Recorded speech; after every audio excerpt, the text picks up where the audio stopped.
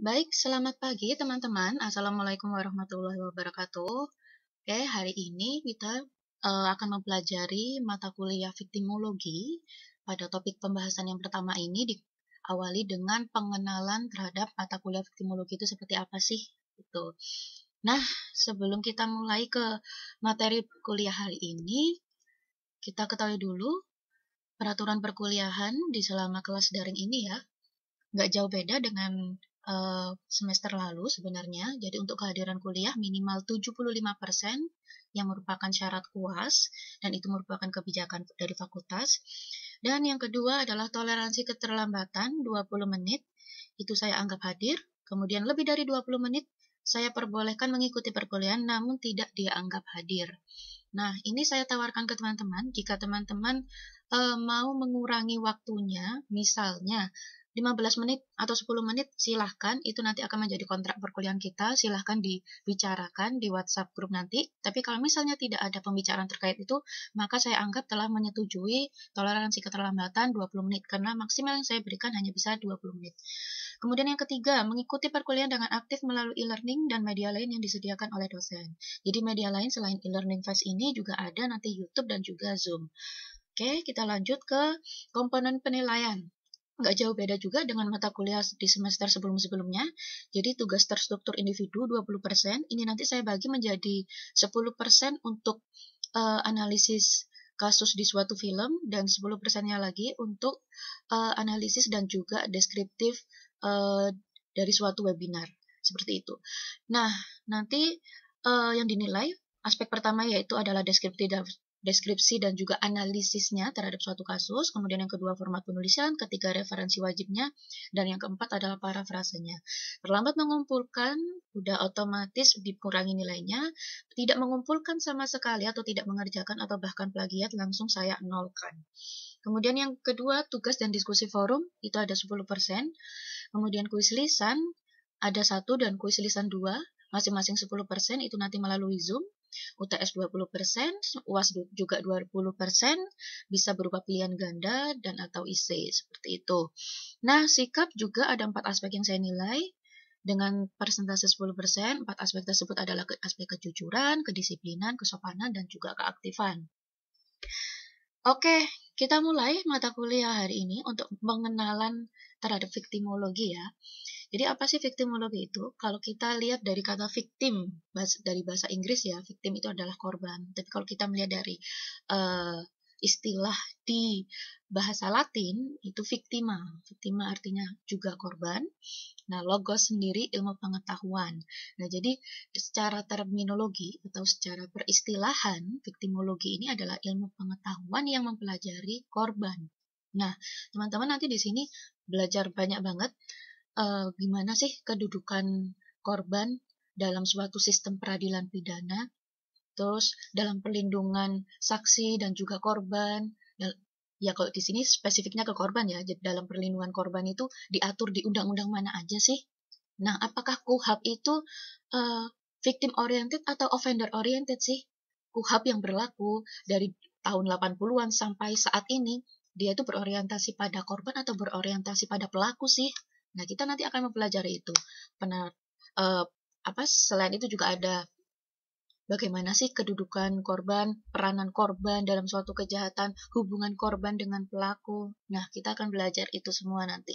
Sampai nanti ada akhirnya suatu sistem yang kemudian bisa kita kenal dengan restoratif justice, itu mempengaruhi perkembangan hukum pidana, viktimologi yang ada di Indonesia. Nanti kita juga akan mempelajari itu. Oke, lanjut. Lalu apa aja ruang lingkupnya viktimologi? Nah, jadi sebenarnya viktimologi ini sendiri berusaha memahami dan menganalisis yang pertama, penyebab timbulnya korban. Kok bisa ya ada korban? Penyebabnya apa sih? Nah, kemudian yang kedua, proses viktimisasi. Yang dimaksud dengan viktimisasi di sini adalah suatu proses seseorang menjadi korban. Jadi viktimisasi adalah proses seseorang menjadi korban. Nah, kemudian yang ketiga, akibat dari penimbulan korban apa aja? Ketika kita membicarakan akibat dari penimbulan korban, ini pasti nanti tidak hanya terkait dengan pelakunya saja, tapi juga terkait dengan korbannya.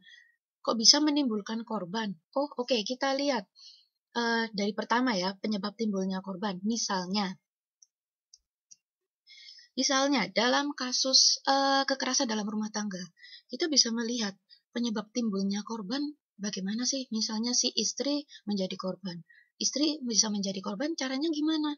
Oh, ternyata ketika kita mengamati di isu-isu sosial yang ada di masyarakat, ternyata karena adanya faktor ekonomi. Ketika suami tidak bisa memenuhi kebutuhan rumah tangga, kemudian menjadi stres dan akhirnya melakukan kekerasan terhadap istri. Nah, itu bisa kemudian kita analisis isu-isu sosial di sekeliling kita. Itu timbulnya korban. Nah, kemudian ada proses viktimisasi. Nah, proses viktimisasi ini proses ketika si korban ini, ketika seseorang ini bisa menjadi korban, itu prosesnya seperti apa? Misalnya dalam kasus KDRT tadi, ketika kemudian penyebab-penyebab faktor ekonomi dan sebagainya sehingga seorang suami melakukan kekerasan. Nah, itu kekerasan yang dilakukan seperti apa bentuknya. Nah, sehingga ia bisa menjadi korban akan tergambar di situ. Oh, ternyata proses viktimisasinya dia menjadi korban itu ya selain ada penyebab itu tadi ternyata juga ada suatu relasi yang timpang mungkin di sini. Ketika seseorang merasa superior, ketika seorang pelaku merasa superior, merasa dominan. Nah, tidak ada kesetaraan. Nah, itu yang kemudian ternyata bisa menyebabkan adanya relasi yang timpang. Misalnya, relasi timpang antara suami dan istri. Ketika suami merasa dominan, ketika suami merasa lebih tinggi sehingga dia berhak melakukan kekerasan terhadap istrinya. Nah, di sini sudah menjadi relasi yang sangat timpang. Tidak ada kesetaraan di sini sehingga hak dan kewajiban pun nanti juga akan timpang juga. Nah, ini bisa hal-hal seperti ini kita pelajari dalam viktimologi. Nah, proses viktimisasinya itu bisa tergambar dari hal-hal seperti itu. Nah, kemudian yang ketiga, akibat dari penimbulan korban. Nah, di sini kita nanti akan belajar, oh korban ini kalau sudah timbul seorang korban, maka akibat apa yang terjadi setelahnya? Oke, pelaku bisa dilaporkan, pelaku bisa diadukan, pelaku bisa kemudian mengikuti proses sistem peradilan pidana yang kemudian ada hukuman dan sebagainya. Lalu untuk korban sendiri, apa dong akibatnya yang ketika timbul seorang korban itu tadi? Nah, ada yang kemudian negara memiliki kewajiban untuk melakukan pelindungan terhadap korban. Jadi ada mekanisme, ada sistem di negara kita untuk melakukan pelindungan terhadap korban. Yang dilindungi apanya? Identitasnya bisa, kemudian proses dia selama di sistem persidangan, dia didampingi, dia diberikan bantuan hukum, dia diperlakukan dengan baik, bahkan ada mungkin bantuan psikologis, bantuan medis, ada juga kemudian memberikan fasilitas rumah aman. Nah, ini kemudian nanti akan kita pelajari di hak dan juga kewajiban korban. Apa aja sih? Nah, seperti itu. Kemudian lanjut. Nah, teman-teman, waktu semester 2 sudah mendapatkan hukum pidana. Semester 4 teman-teman mendapatkan kriminologi. Dan sekarang semester 5 teman-teman mendapatkan mata kuliah viktimologi. Yang jadi pertanyaan, lalu apa hubungannya viktimologi, kriminologi, dan hukum pidana yang sudah teman-teman pelajari sampai saat ini? Ini menjadi question and answer dalam forum diskusi kita hari ini. Jadi teman-teman nanti akan menjumpai forum Q&A forum di e-learning kita. Silahkan menjawab pertanyaan ini dan petunjuk pengerjaannya. Syarat untuk menjawab pertanyaan ini adalah dengan menjawab at least atau minimal 200 sampai 250 kata. Minimal 200 sampai 250 kata. Maksimal 300 kata. Oke, jadi gini aja lah simpelnya. Minimal 200 kata, maksimal 300 kata. Udah gitu. Ya, itu kira-kira kalau ada di kertas A4, mungkin ya sekitar 1 sampai 1,5 halaman lah. Seperti itu. Nah, untuk waktu pengumpulannya tetap hari ini sampai mata kuliah ini berakhir. Jadi, mata kuliah ini dimulai 12.30, maka diakhiri 14:10. Oke, untuk hari ini pengenalan viktimologi seperti itu ya singkatnya. Kita lanjut di pertemuan berikutnya.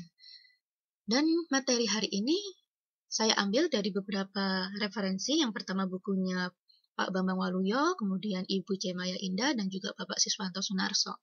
Demikian saya akhiri mata kuliah viktimologi untuk pertemuan pertama, yaitu pengenalan viktimologi di hari ini.